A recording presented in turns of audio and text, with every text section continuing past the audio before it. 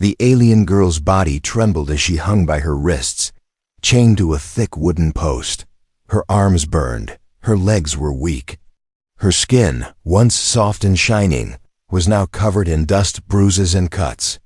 Firewood had been placed beneath her feet. The tribe of beasts surrounding her danced and howled, their faces painted with blood, their teeth sharp and yellow. They were preparing a feast, but she was the main dish. She tried to scream, but her throat was dry. She hadn't eaten in days. Her voice came out as a broken whisper. "Please, someone, help me." No one heard her. Or maybe they just didn't care. The alien tribe, known as the Zorg K, believed that burning a living creature gave them power. They didn't just want to cook her, they wanted to feed on her pain. Around her, warriors banged their drums, and the smell of smoke filled the air. The fire was getting closer. One of the warriors brought a torch. He grinned, showing cracked, dirty fangs. His long claw reached out toward the firewood. The girl closed her eyes. This is it, she thought. This is the end. Suddenly, the drums stopped. The growls and laughter faded. She opened one eye slowly. Someone was walking. Through the crowd, the warriors moved aside, confused and silent. The girl blinked hard. Her eyes were tired, but she could see clearly now that it was a human. He wore black armor, covered in dirt and ash. A long coat flowed behind him like smoke. His hair was short. His face looked calm but serious. In his right hand, he carried a metal staff, or was it a weapon? And on his left shoulder sat a strange silver device blinking slowly. Who is that? Someone in the crowd asked. A human? Here, another whispered. Humans were rare in this part of the galaxy. This planet Skaruwan was far from any human colony. No one expected to see one here. Especially not now. Especially not him. He walked slowly toward the fire pit where the girl was chained. His boots crushed bones and ash as he moved forward. The alien girl stared at him. Her lips trembled. Help, she whispered again. Please. The human stopped a few feet from the torchbearer. The Zorg Chio warrior snarled and raised his weapon, but the human didn't move. I will take her, the human said in a low voice. The crowd gasped. The tribal chief, a tall beast with a bone crown, stepped forward and laughed. Take her? She's our meat. She belongs to the fire. The human slowly pulled something from his coat. A long silver rod. With a single click, it glowed bright blue, an energy blade. The sound of its hum echoed in the silent night. The warrior holding the torch took a step back. I won't ask. Twice, the human said. The girl's heart beat faster. Was this real? Was someone really trying to save her? The tribal chief growled. You dare challenge us, human? You are alone. But the human didn't answer. His blade stayed steady. His eyes stayed cold. Suddenly, a warrior rushed him from the side. The human moved like lightning, one swing of his blade, and the warrior fell to the ground with a scream. Everyone froze. The human pointed his weapon toward the girl. Unchain her. No one moved. He took one step forward, and the sky rumbled. A loud boom echoed above. Thunder rolled across the clouds. The human looked up briefly. So did the tribe. The alien girl gasped. Her chains had started to loosen. One of the younger warriors, shaking in fear, began unlocking her cuffs. The human nodded once. As soon as her hands were free, the girl fell to her knees. The human caught her just in time. You're safe now, he said. She looked up at him with tears in her eyes. Why? Why did you come? He didn't answer. He lifted her gently in his arms. Behind them, the tribal chief roared, Kill them both. More warriors charged forward. The human turned. His head, blade ready. But before the fight began, he whispered to the girl, Hold on tight. And then he ran straight into the fire, into the night. With her in his arms. The wind howled through the thick jungle trees. as the human ran with the alien girl in his arms. Her body was weak, but her mind was racing. She had no idea who he was or why he had come for her. Branches cut across his armor, leaves whipped his face, but he didn't slow down. Behind them, the angry screams of the tribe echoed louder. "They're following us," she whispered, panic in her voice. "I know," he replied calmly. "Hold on." His voice wasn't angry. It wasn't scared. It was steady. Like this was normal for him. Like he had done this before. After minutes of running, he slid down a rocky slope and ducked into a cave hidden behind a waterfall. Water splashed as they entered. Darkness surrounded them. The human placed her gently on the dry rock floor and knelt beside her. "We have a few minutes," he said, pulling out a small metal box. He pressed a button and soft blue light filled the cave. The girl stared at him. Her lips trembled again. "Why?" she whispered. "Why did you save me?" The human paused. He didn't answer right away. Instead, he opened the box. Inside were a few medical supplies. A small syringe, bandages, and some strange glowing gel. "You're hurt," he said. "Let me fix this first." He cleaned the cuts on her arm, carefully applying the gel. It felt warm, soothing. She looked down at her skin. The wound started to close. She blinked in surprise. "That's not tribal tech. It's human tech," he said, still focused. Then she noticed something strange. A name printed on his chest plate. CPL, J. Riker, Earth Infantry. "You're a soldier?" she asked. "I was." She stared at him, confused. "Then why are you here? This planet? It's not part of human space.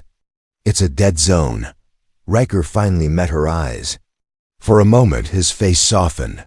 "I was passing through. Then I heard screams on my scanner. I followed the signal, found you."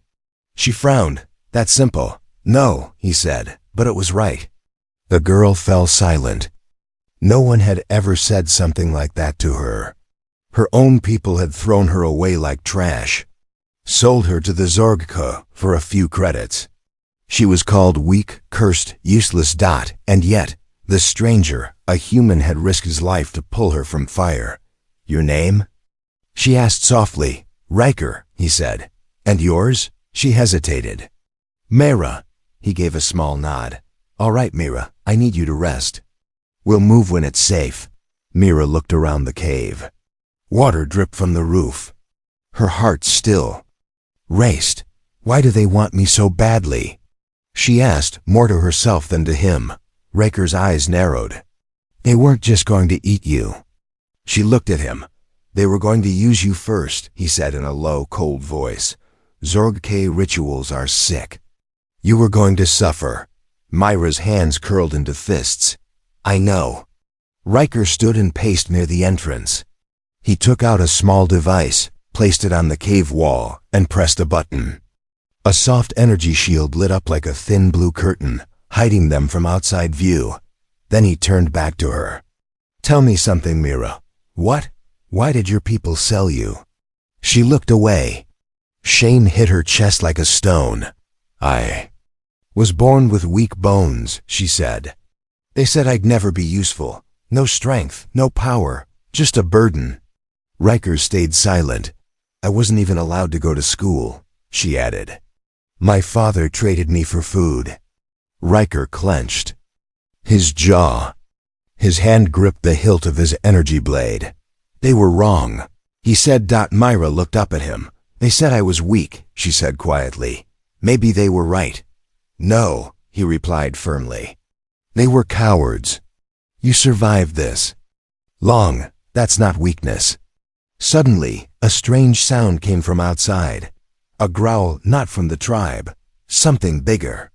Something with claws. Riker froze. "What's that?" Mira asked, panic returning.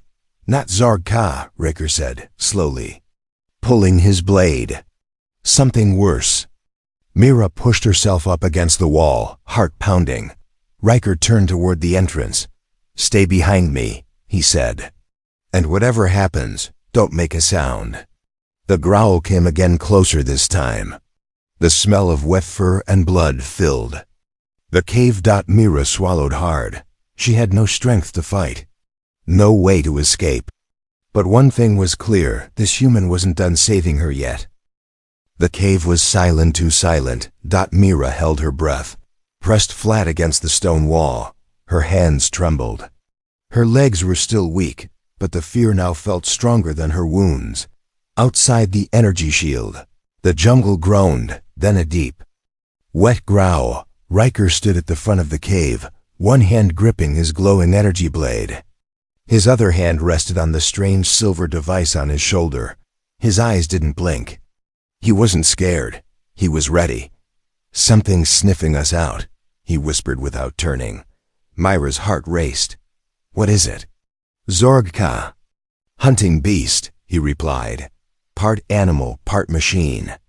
They use it to track down escaped slaves." She swallowed hard. "It's here for me." "No," Riker said. "It's here for us." Double quote suddenly crack. Something slammed into the energy shield. Sparks flew. The whole cave shook. The shield held. "For now." Mira let out a small cry and backed away. "Stay low," Riker said. "If it breaks through, run deeper into the cave. Don't stop." "What about you?" she asked. He didn't answer. The growling got louder. The smell like burning metal and rotting meat choked the air. Then the shield flickered again, and then it dropped. A massive beast stood at the entrance, 10 feet tall, covered in wires and bone armor. One red cyber eye glowed. Its jaw dripped with black saliva. It roared. Riker moved first. His energy blade sliced the air. Blue light flashed as he leaped straight at the monster. The beast swung its clawed paw, missing Riker by inches. Riker rolled under it, slashing its leg. Sparks and blood flew. Mira gasped. The battle was too fast, too brutal. The monster smashed a rock with its tail. Riker dodged again and stabbed upward into its stomach. A blast of hot, dark fluid hit the walls. The beast screeched, then grabbed Riker and slammed him against the stone. "Riker!" Mira screamed. He grunted but didn't fall. His blade still glowed. He stabbed again, this time into the creature's cyber eye. With a final roar, the beast stumbled and dropped. Dead. Riker stood over it, breathing hard. His armor was cracked. Blood ran from his nose, but he was alive. "Next time," he muttered, "I'll bring a bigger blade." Mira ran to him and tried to help, but he waved her off gently. "Save your strength," he said. "They'll send more." And he was right. Just as he finished speaking, distant howls echoed through the jungle. The tribe was coming. Myra's chest tightened. "We won't make it out." Riker turned to her, voice calm. "We will." He walked to the dead beast and pulled something from its back, a round device the size of a fist. "Tracker," he explained. "That's how they found us." He crushed it in his hand. Sparks flew. "They'll still search this area," he added. "We need to move." Mira nodded, though fear still clung to her like chains. They left the cave together, sticking close to the shadows. The sky above was now turning red. It wasn't dawn. It was smoke. The tribe was burning nearby villages again, searching, spreading fear. As they moved through the jungle, Riker finally asked, "Do you trust me?" Mira hesitated, then whispered, "I want to." "That's enough," he said. They climbed up a ridge, and Riker stopped at a large stone slab. He tapped it 3 times. It hissed and opened. A hidden hatch. "What is this?" Mira asked. "My old drop pod," he said. "Crashed here weeks ago." They climbed in. Inside was a small chamber with weapons, rations, and one thing Mira had never seen before: a map of the stars. "Earth?" she whispered, pointing at the glowing blue dot. "Yeah," Riker nodded. "Home." She looked at him. "Can I ever go there?" He didn't smile, but his voice softened. "If we survive this," he said, "I'll take you myself." Before Mira could respond, An alarm beeped on the pod wall. Red lights flashed. They had been found. A full force of Zorg warriors was closing in. Mira looked at the weapons, the map, and finally at Riker, for the first time in her life. She wanted to fight. The human drop pod shook violently. Red lights flashed. Sirens screamed. Outside, the jungle burned, flames licked the trees, and smoke curled into the sky like angry spirits. Inside, Mira pressed herself against the cold metal wall. Her breaths were quick, her hands shaking. "They're surrounding us," she whispered. Riker stood in the center of the pod, calm but alert. His energy blade hung by his side. He was checking something on a screen, a heat map. Dozens of red dots were moving closer. "They're trying to burn us out," he said. "Standard tribal trap. Smoke us, surround us, wait for us to run." Myra's heart dropped. "What do we do?" Riker didn't look at her. He opened a small panel on the floor, pulled out a backpack, and tossed it over his shoulder. "We go through them." She froze. "Through? I can't even walk." He finally looked at her, serious, steady. "Then I'll carry you again." "No," she said quickly. "You're already hurt." "I've carried heavier," he said simply. "You don't slow me down." Something in his voice wasn't pity. It was respect. And for the first time, Mira didn't feel like a burden. She nodded slowly. He crouched in front of her. "Climb on." She hesitated, then wrapped her arms around his shoulders. He lifted her like she weighed nothing, with one hand on his weapon and Mira on his back. Riker slammed the pod hatch open. The smoke hit them like a wave. Heat, ash, roaring flames. All around them, trees burned and shadows danced in the fire. The tribe was waiting, blades ready, faces painted in war color. "Hold tight," Riker whispered. Then he ran. He moved like a ghost through the fire. Mira held on with all her strength as the world blurred around her. A spear flew toward them. Riker twisted, dodging it by inches. A warrior jumped from behind a tree. Riker spun and kicked him into the flames. One by one, they tried to stop him. None succeeded. Mira felt the heat on her face, heard the screams around her, but something else filled her chest. Pride. This human was fighting through hell for her, not because he had to, but because he chose to. Finally, they broke through the burning line of warriors and entered a clearing near a waterfall. Riker dropped to one knee, gasping. Mira quickly slid off his back. His armor was scorched. A deep cut ran along his ribs. She grabbed his arm. "You're hurt." "Not the first time," he said through gritted teeth. She looked around. "They'll come again." "No," he said.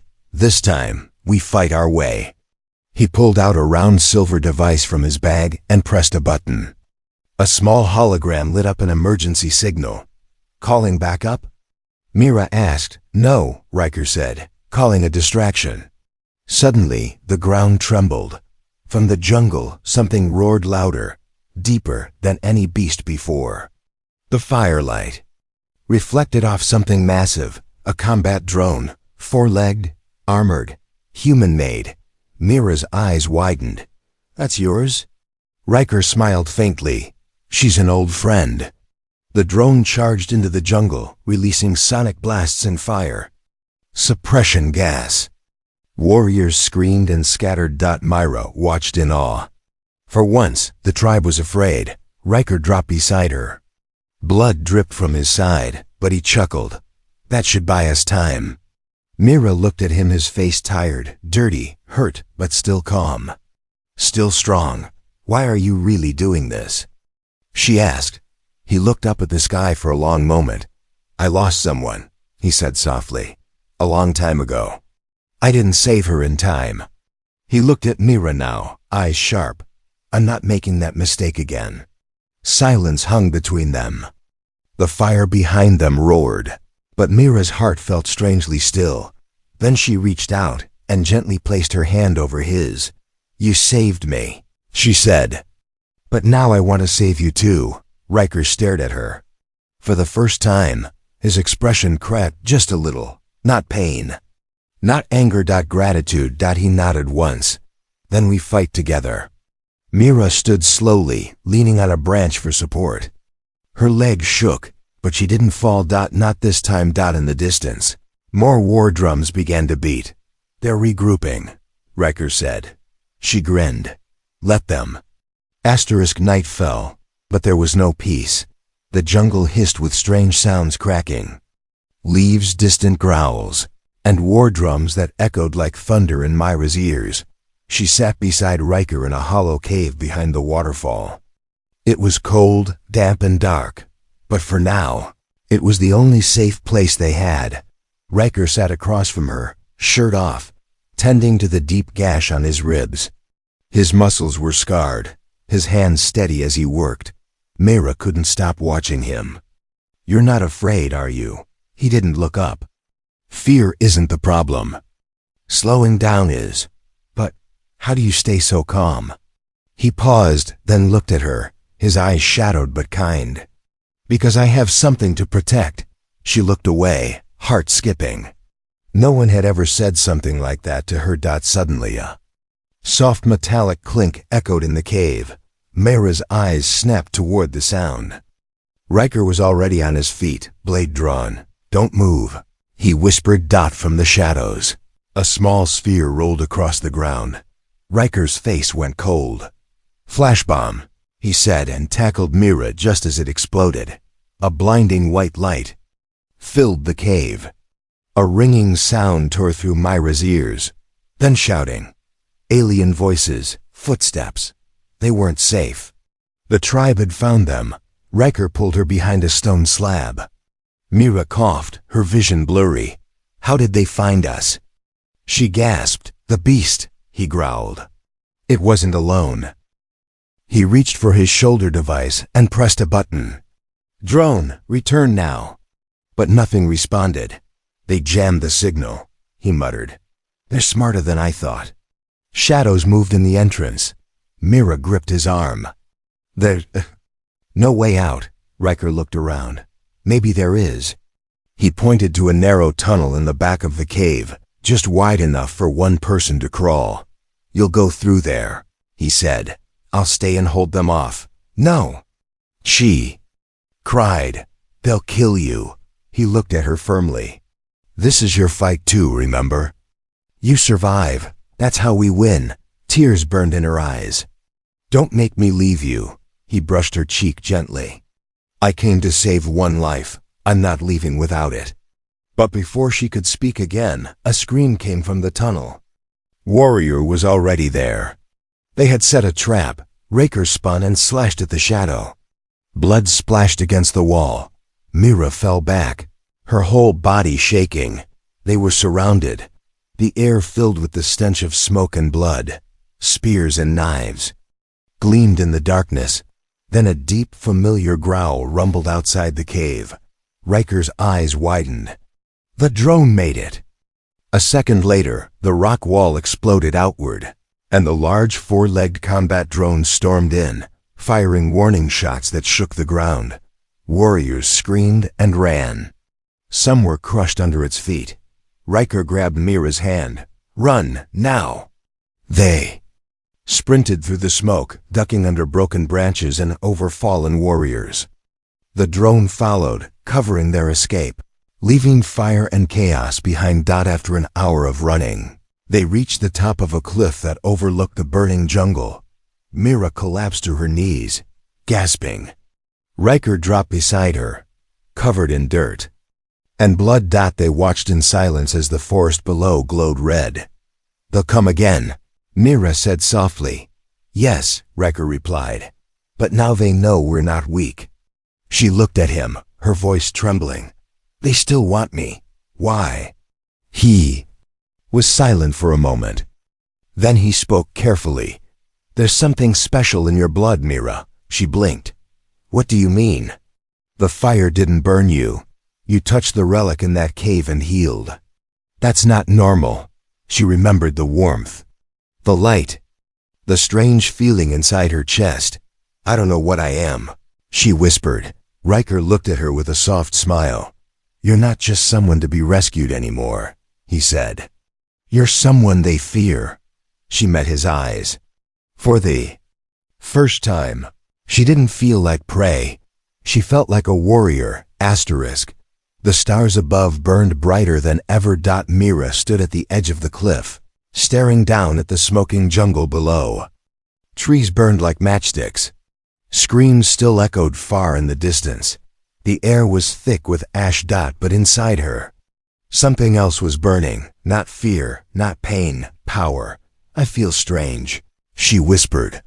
Riker looked up from where he was repairing the drone's busted side panel. "How?" Mira placed a hand on her chest. "Like something inside me is awake, since I touched that relic in the cave." Riker narrowed his eyes. "Describe it." "Warm," she said softly. "Like light, like it wants to protect." Riker slowly stood, brushing dirt from his armor. "Then it's time to find out what it is." An hour later, they moved toward the mountain pass where the relic had first been found. The Zorg Shia believed the place cursed. Riker believed it was the answer. As they reached the narrow entrance between two stone cliffs, Mira felt it again, pulsing in her veins like a heartbeat that wasn't hers. She paused. "Something's here." Riker drew his blade. "We're not alone." They entered the pass carefully. Strange symbols glowed faintly on the walls. A broken statue of a winged alien lay half buried in the dust. Then a growl. Not like the last beast. This was deeper, older, hungrier.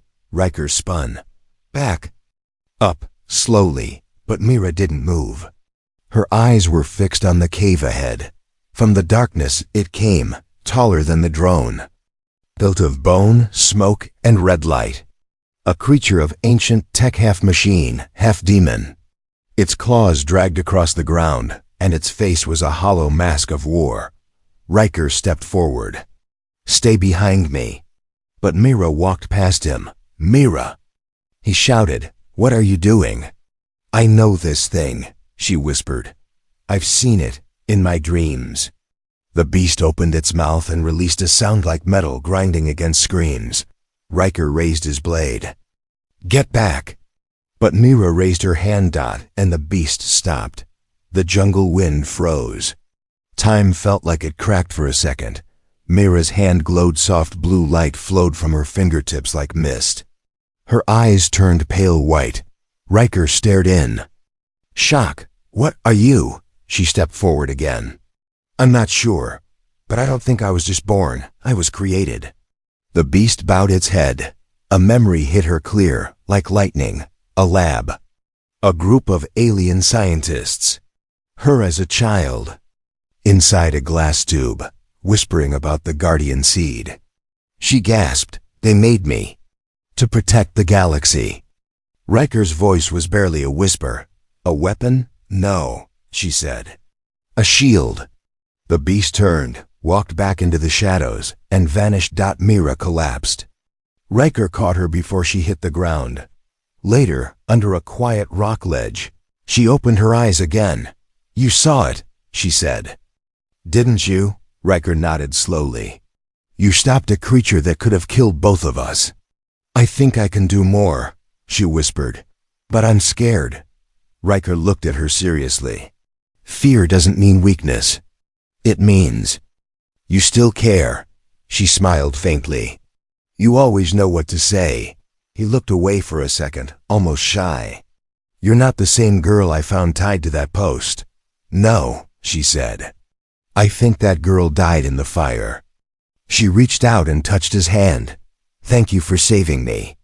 Riker looked at her and said quietly, "You're not the one who needed saving anymore." Suddenly a sound. The drone, parked nearby, let out a long, low beep. Riker stood quickly. "Motion detected." Myra's heart jumped. "The tribe?" "No," he said. "Something worse." He looked at the scanner. A new signal. Large, multiple, moving fast. His face darkened. "They're sending their final weapon." Mira stood beside him. "Then let them come." Her eyes glowed faintly again. "I'm done running." The jungle was dark but alive with noise, whispers of danger and war. Myra stood tall beside Riker. Her eyes still glowed with the blue light of the relic's power. She was no longer the scared girl tied to a post. She was a warrior. The tribe had come thousands strong, led by the brutal chief who once wanted to burn her alive. But this time, Mira and Riker were ready. "Stay close," Riker said, energy. Blade humming, Mira nodded. "I'm not running." The first wave crashed against them, weapons clashing, screams piercing the night. Riker fought like a storm, fast, strong, fearless. Mira moved like light, her hands glowing, sending bursts of energy that knocked enemies back. Together, they were unstoppable. The chief charged at Mira, roaring. He shouted, but Mira stood firm. She raised her hand, and the fire around him froze, turning to ice. The chief stumbled, shocked. Riker struck, ending the fight. Silence fell. The tribe looked at Mira, no longer prey, but their strongest protector. She looked at Riker and smiled. "You saved me," she said softly. "No," Riker replied. "You saved yourself. I just showed you the way." The firelight flickered on their faces. Two warriors bound by fate. Myra took Riker's hand. Together, they turned toward the rising sun, a new beginning.